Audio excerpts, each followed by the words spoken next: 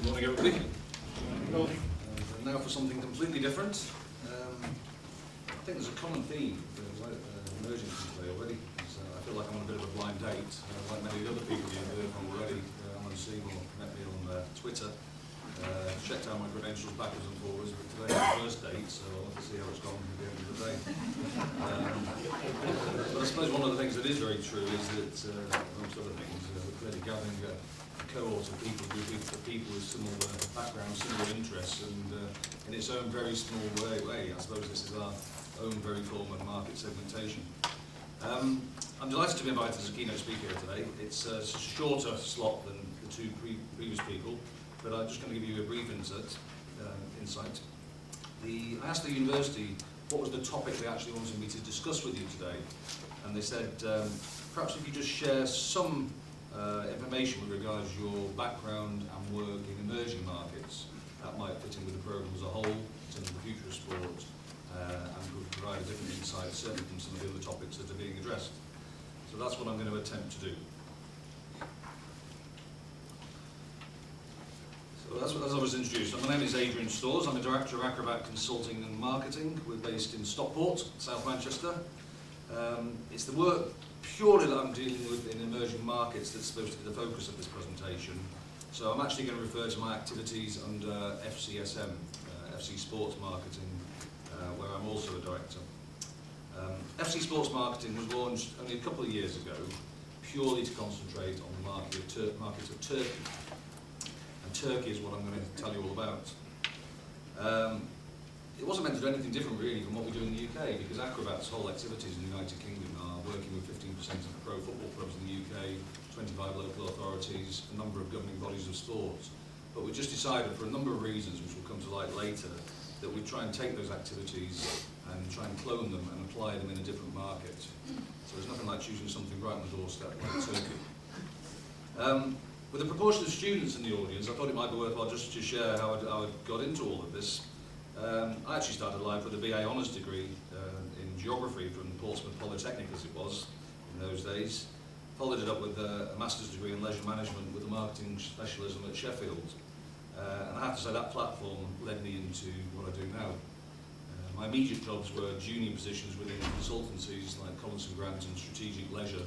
Some of you will know some of those names, prior to setting up my own company circa 15 years ago.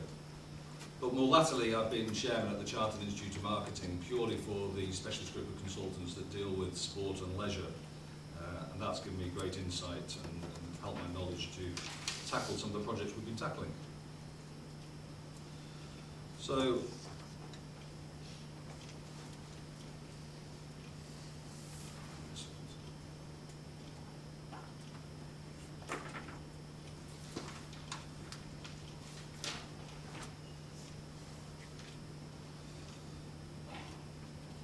these are the very much the information I just want to run through with you in terms of some of the topics that are pertinent to me in terms of anecdotal evidence of things that I found different in Turkey from marketing of sport within the United Kingdom. So a few things I wanted to allude to was some of the characteristics. In Turkey as a whole, we're talking about a population of 80 million people. That compares with the UK population of 63 million people. 17% of the population in Turkey are between the ages of 15 to 24. That compares with 13% in the UK. Now, the median age across male and females in Turkey is 28, so a very young marketplace. In the UK, the median is 40. And some factors that people will probably more be aware of are things like the religious perspective. 99.9% of the population within the country of Turkey are Muslim. But it's a very interesting territory in its own right, and I know some people in the audience have worked out there. But it's very interesting, as people constantly allude to, the fact that it is actually geographically where east meets west, and there's characteristics and contrasts between those different areas. And they are all very important things that we need to address going forward.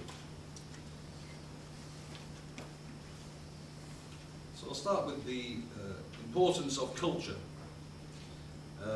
That's a picture of my book. I got so excited about working in Turkey, I've ended up writing a book about it. I can highly recommend you don't buy it because it's very badly written.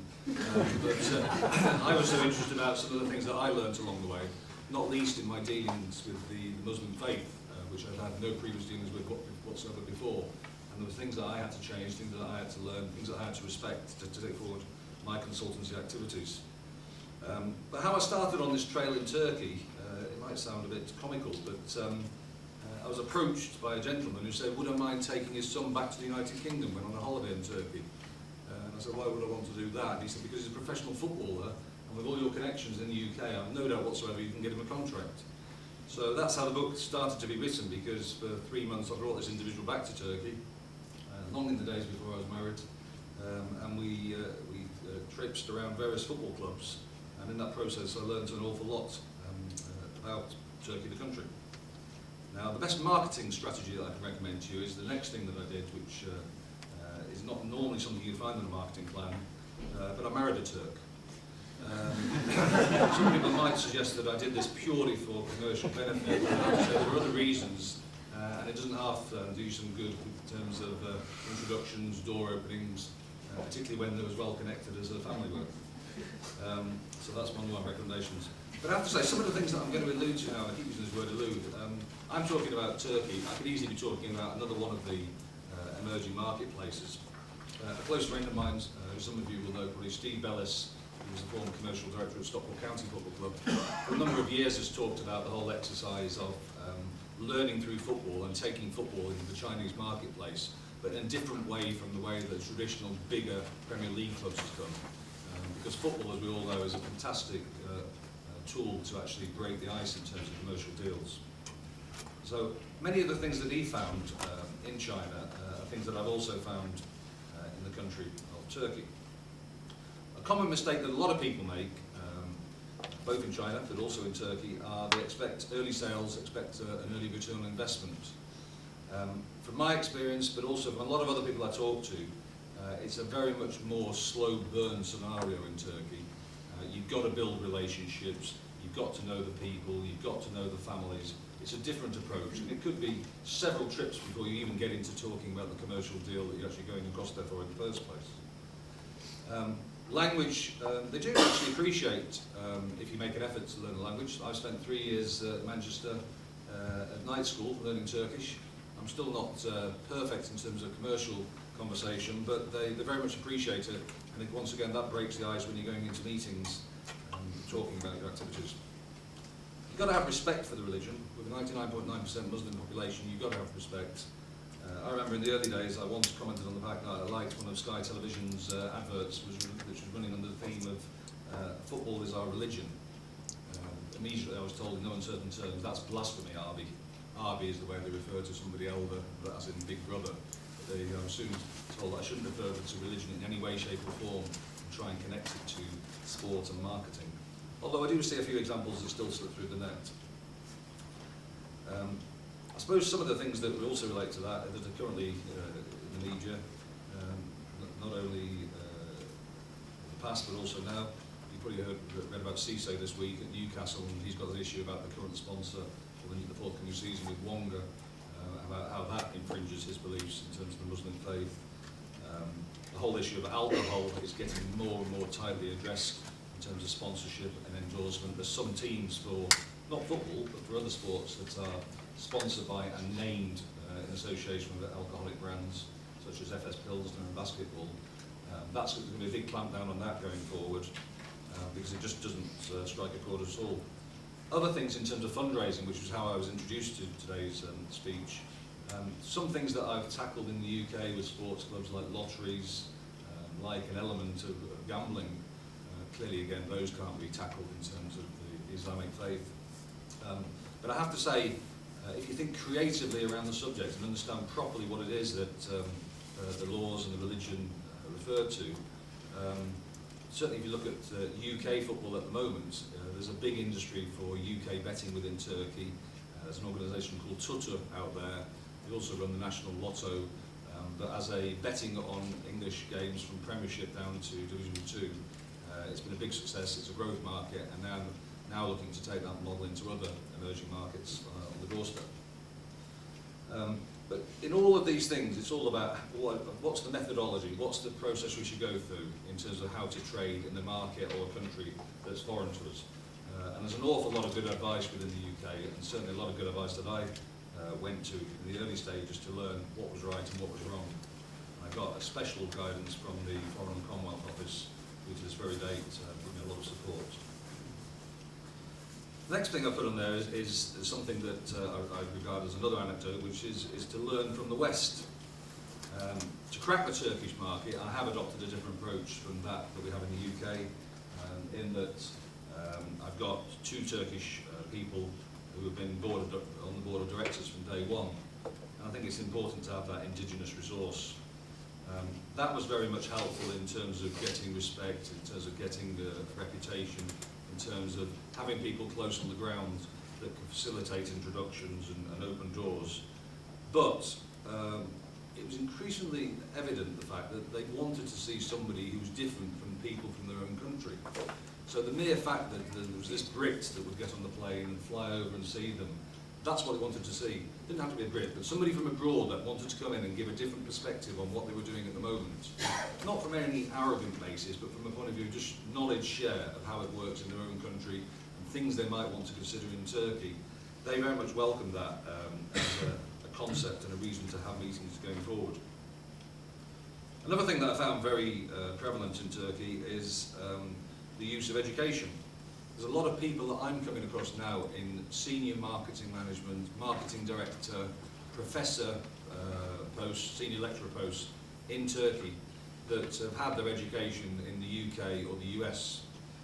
Quite often MBAs, but it's something that's become apparent to me, and I thought it was an interesting thing. I think that the whole concept of marketing in every country you go to, but marketing does mean different things to different people. They've got a word in Turkey for marketing, which is pazarlama.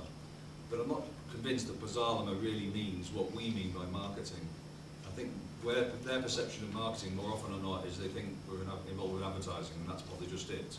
Whereas obviously what we're trying to share with them, in terms of the strategic marketing world, there's so many more facets, as indeed we're hearing today. This was an article that was featured in the Turkish press out there, linking us to Eric Cantona and talking about us being like Don Quixote, which I didn't really know what that meant at the time, but having looked into it, I'm hoping they were trying to be nice. I think they were saying that there's people from abroad who are going to come with us and try and share their knowledge and prophecy for the beautiful game, which is no mean feat going to somewhere new. But I've talked about education and learning from the West. Also, I have to say, within Turkey, just as we find in the UK with the people like those in the audience here today, there's some excellent educational establishments out there in terms of sports marketing, many of which you might know or might want to link with. We've chosen to link so far with people like Kadahash in Istanbul, Bahçeşehir University in Istanbul, but more recently with Ege University on the west coast in Izmir. And they seem to be receptive to want to look at joint projects, which might tick boxes for some of you. I talked about building trust and bartering. I talked about building trust and getting to know the person, really. This example I was going to give here was really to share something about the Turkish mentality and their commercial dealings. Because I think compared with some of the other countries that we've gone into, we found some of the commercial negotiations a lot tougher. Turkey as a perception, the Turkish people, they're quite often referred to people who are good at bartering, good at bargaining, perhaps from market trading past, other such ideology. We found that some of these clubs, even faced with precedents from around the world, we worked with a Scandinavian toy company, and the job was simply to go and negotiate licensing agreements with the likes of Beşiktaş, Fenerbahçe, Galatasaray in Istanbul. We had the benefit of all the precedents and all of the forecasting and all the results that had been achieved in terms of deals which had already been struck with the likes of Juventus, Chelsea, Liverpool, Man United, to name a few. We have found out there, and I'm not sure if it's commonplace, it's still early days in terms of our trading out there, but we found that they weren't really receptive to any idea of success by results, or commission or royalties, but it was much more emphasis on upfront payments, which could in effect actually be a lower end result for them than the bigger picture if they had adopted the models that some of the other clubs that I mentioned would do. But that's something we were finding out there, so the Turkish nut was the far tougher one to crack for us. I keep talking about football, because that's a common client base for an awful lot of our work, but I have to say, some of these same principles that we're finding in other sports as well. We've been doing work within women's volleyball recently as well, and the characteristics that I'm putting up here as anecdotal evidence, again, could apply in that situation. Former days.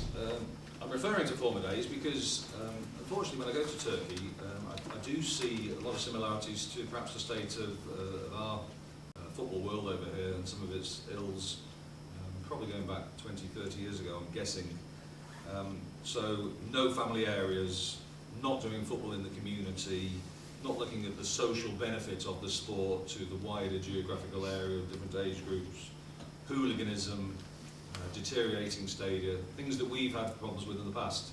It's quite common in a lot of the Turkish football grounds at the moment. Despite the smiles on the faces on this particular picture here, with featuring Fenerbahce, I just wanted to mention something that had happened. In September of last year, many of you might be aware that a lot of the Turkish football clubs were under the microscope because there have been problems and violence in the Turkish football game. Now, after that violence, Fenerbahce were instructed to play in front of empty stadiums, or at least that was one scenario that could happen as a form of punishment. Instead, they took a different approach. They took what I regard as a fairly novel approach, courtesy of some people who work with the Turkish Football Federation. And on one particular match against Manisispor, from the west coast, they opened the gates to the fixture, but only to women and children under the age of 12. So there was no men allowed whatsoever into that game, who were the traditional dominant customer. But because of pricing, because of ticketing arrangements, because of the way it was marketed, there was 40,000 crowd that attended that fixture. I'm told that the singing and the hospitality were far more ladylike in tone than the usual gatherings at that particular match. But what I found that was interesting, with that sort of volume of people attending, it shows that perhaps there's potential to build upon that. We do various things in the UK within our football world, but are they always followed through, and is there a next step post that? Because if 40,000 crowd of young children and women are coming, perhaps there are other opportunities to explicitly build upon activity. Final two things. I'm conscious my time will be up. Governance. Governance is interesting. There's people far more experienced, like John Beach in the audience, about the concept of governance. But I, as an individual, happen to be extremely pro-supporter involvement within the running and the governance of football clubs, having involvement in some capacity. And one of the clubs that I have worked with in the UK, FC United in Manchester, we took them across to Istanbul last year. We put on a conference under the theme of governance, just to show them something that clearly wasn't in place at all, nor they ever considered in Turkey. And we ran a conference called Hadi Football Olalım, which means let's be football friends. Now, everybody keeps telling me it's a big ask. You're not going to get people doing this in Turkey. But if you don't try and if you don't share the benefits with people, then you don't get anywhere. And a lot of you will have seen through social media in the last few weeks about the trouble in Gezi Park, in Taksim, in Istanbul. One thing that has been circulating around social media more recently is a non-staged photograph of three football supporters, one in the Galatasaray shirt, one in the Fenerbahce shirt, one in the Besiktas shirt, three rivals from Istanbul, all with their arms around each other, all supporting the same common goal, protesting about A, the park, and probably B, the government as a whole. So, Supporters Direct, who an organisation which oversees all this within the United Kingdom, they've got, as some people might know, 170 supporters trusts formed. They've got the active engagement of more than 270,000 fans and 26 trusts. There is one that's been set up now, a trust at FC Aris in Cyprus in Greece. So maybe we might be closely involved with the next step in Turkey.